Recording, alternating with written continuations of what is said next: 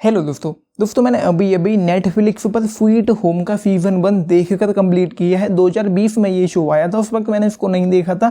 2 दिन में सीज़न 2 आ रहा है, तो आज मुझे मौका मिला इस शो को देखने का। टोटल 10 एपिसोड हैं, हिंदी में भी अवेलेबल है।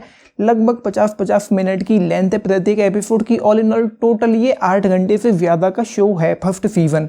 एंड भाई टू बी ऑनेस्ट, इस शो को देखने से पहले हम All of us are Dead है, या फिर एक शो और आया था HBO पर लास्ट ऑफ अस था। एंड उससे अलावा और भी कुछ फिल्में हैं, जैसे कि ज़ॉम्बी बेस्ड, जैसे कि वर्ल्ड वॉर Z है, या फिर मेज रनर है, और वो ट्रेन टू बुसान है। एंड उसके अलावा और भी काफ़ी कुछ फिल्में जो हमने देख रखी हैं इस जोनर में, जो काफ़ी अच्छी हैं। लेकिन यहाँ पर ज़ॉम्बी नहीं है, यहाँ पर मॉन्स्टर हैं। एंड पता नहीं क्यों, कैसे, किस लिए, क्या हुआ क्या नहीं हुआ पता नहीं है, लोग अपने आप मॉन्स्टर्स में तब्दील हो रहे हैं इस शो में। एंड बस वो तब्दील हो रहे हैं। एंड कुछ लोग हैं जो एक बिल्डिंग में, एक अपार्टमेंट में छिपे हुए हैं। एंड ये शो पूरी तरह से उसी अपार्टमेंट में ही रहता है। उस अपार्टमेंट से बाहर निकलते निकलते फर्स्ट सीजन खत्म हो जाता है, तब जाकर ये कैमरा उस अपार्टमेंट के बाहर का दृश्य हमको दिखाता है। पूरी तरह से उसी अपार्टमेंट के अंदर रहता है ये शो। एंड इस शो में भाई टू बी ऑनेस्ट, मैं ये मानता हूँ कि इस तरह के शो में जहाँ पर मॉन्स्टर्स हों, लोग मॉन्स्टर्स में तब्दील हो रहे हैं, लोग मर भी रहे हैं, काफ़ी कुछ हो रहा है ड्रामे के नाम पर, तो इस तरह के शो में कुछ ऐसी चीज़ें होनी चाहिए जहाँ पर एज ऑफ द थ्रिलर वाला आपको एक्सपीरियंस दे, कि आपकी दिल की धड़कनें तेज होने लगें, आप अपनी कुर्सी से उछल पड़ो, आपको ये आपकी धड़कनें तेज हों, आप ये सोचो कि अब क्या होगा, ये किस तरीके से बचेगा या नहीं बचेगा, पर्टिकुलर कैरेक्टर कोई कुछ ऐसा होने वाला हो कि ये अब ये बचेगा या नहीं बचेगा, या बचेगा तो किस तरीके से बचेगा, वो वाली चीज़ें यहाँ पर जरा भी नहीं है। एंड अगर मैं ये कहूँ कि उस लिहाज से इस शो में कुछ भी नहीं है।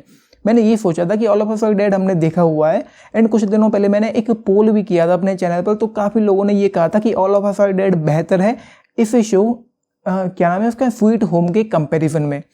स्वीट होम में भाई कुछ भी नहीं है। 10 एपिसोड, पहले तो सबसे खराब चीज़ इस शो की यही है कि महा लेंदी शो है।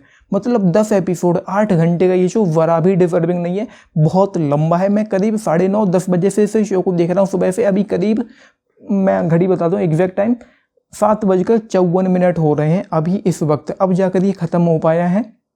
तो ना तो इंटेंसिटी है, ना एक्साइटमेंट है, ना थ्रिल है, ना टेंशन है, ना कोई बहुत ज़्यादा थ्रिल है इस शो में। कुछ भी नहीं है, कुछ भी ऐसा नहीं जो देखने में मज़ेदार लगे, ताली मारने का मन करे, या कुछ ऐसा लगे कि जब आपकी दिल की धड़कनें तेज हो पाई हैं आपको, कि अब कुछ बवाल होने वाला है, अब कुछ धमाका होने वाला है, या अब कुछ बहुत तगड़ा होने वाला है। कुछ भी नहीं है। All of us are Dead इस जोनर में मुझे बेस्ट शो लगा था, मतलब बेहतरीन लगा था। उस शो की एक अलग ही बात है। 12 घंटे का वो शो मैंने देखा था, एंड मुझे ज़रा भी बोरियत नहीं हुई थी वहाँ पर। लेकिन ये तो इतना ज़्यादा स्लो है, बहुत ज़्यादा लेंदी है, एंड काफ़ी कुछ जगह मुझे शायद 6, 7, 8वें एपिसोड में मुझे काफ़ी डिस्ट्रैक्ट होता हुआ और बोरिंग सा भी फील हुआ, क्योंकि लंबा बहुत ज़्यादा, हम कब तक एक ड्रामे पर कॉन्सेंट्रेट करें, भाई दिमाग है बहक जाता है। तो ये चीज़ें यहाँ पर है, मतलब एक्साइटमेंट नाम की कोई चीज़ ही नहीं है। एक्साइटमेंट, इंटेंसिटी, थ्रिल और टेंशन यहाँ पर भर भर के होना चाहिए था, जो नहीं है। एंड एक चीज़ मुझे ये भी समझ में नहीं आई कि ना तो वायरस आउटब्रेक हुआ है, ना कोई बीमारी फैली हुई है, ना कुछ भी ऐसा हुआ है कि जहाँ से, जैसे मान के चलो कि कहीं से कोई गैस लीक हो रही, मतलब कुछ भी ऐसा नहीं हुआ कि लोग मॉन्स्टर क्यों बन रहे हैं।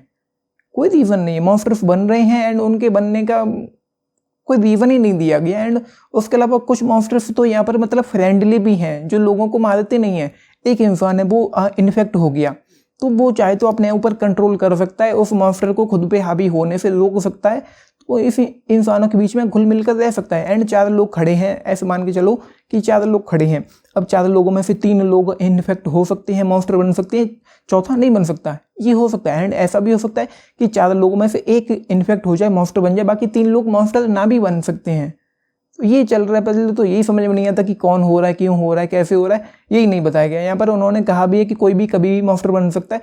एंड मॉन्स्टर बनने का जो पहला लक्षण है, उसकी नाक से नोज ब्लीडिंग होना शुरू होती है। एंड उसको देखकर आपको यूँ लगेगा कि जैसे नाक में किसी ने नल खोल दिया हो, इतनी धारा के साथ खून बहता है, जैसे क्या ही था यार, जो भी था, क्यों था ऐसा। तो बहुत लंबा शो है, जो नहीं होना चाहिए था। बाकी सब कुछ झेला जा सकता था, लेकिन इतना लंबा नहीं होना चाहिए था। एंड ट्रीटमेंट के नाम पर काफ़ी कुछ अच्छा होना चाहिए था। एंड राइटिंग जो है वो और बेहतर, स्क्रीन प्ले और बेहतर, एंगेजिंग हो सकता था। स्टिल शो एंगेजिंग है, इंटरेस्टिंग है। एंड 5 एपिसोड तक तो मैंने काफ़ी अच्छे से इसको देखा, फिर मैं डिस्ट्रैक्ट होना शुरू हो गया। एंड अंत के 2 एपिसोड दोबारा से मुझे थोड़े एंगेजिंग लगे। कुछ 1-2 सीन्स थे यहाँ पर जो मुझे पर्टिकुलरली काफ़ी अच्छे लगे। एक सीन था जब एक लड़की डक्ट में, शायद एसी डक्ट थे, पता नहीं क्या थी, जहाँ पर वो एग्जॉस्ट फैन भी लगे हुए थे, वहाँ पर वो लड़की पता नहीं क्या कर रही थी, वहाँ पर एक लड़की थी, तो वहाँ पर एक मॉन्स्टर था जो शायद मकड़े के जैसा था, वो कुछ अच्छा था। एक सीन और था 8वें एपिसोड में, जब एक सिक्योरिटी गार्ड उस लिफ्ट में घुस जाता है एंड उधर जा रहा होता है जहाँ पर लोग छिपे हुए हैं उस बिल्डिंग में, वो बचने के लिए, जहाँ पर भी वो लोग हैं, तो वो सीन दोबारा से कुछ अच्छा था। तो 2 सीन मुझे पर्टिकुलरली काफ़ी अच्छे लगे इस शो में। उसके अलावा उतना कुछ खास यहाँ पर अच्छा है नहीं, एंड इससे ज़्यादा मैं रिव्यू लंबा खींचूंगा भी नहीं, क्योंकि शो 3 साल पुराना है। सीजन 2 2 दिन में आ रहा है, तो देखते हैं कि सीजन 2 में क्या होने वाला है। एंड एक चीज़ मैं कहना चाहता हूँ कि सीजन 2 भी अगर इतना ही लंबा और इसी तरह का ठंडा शो हुआ तो हो सकता है कि मैं उसको अंत तक ना भी देख पाऊँ, क्योंकि लेंथ बहुत ज़्यादा जो नहीं होनी चाहिए थी। 8 घंटे यार, ये डिफर्बिंग मुझे ज़रा भी गलती नहीं लगा।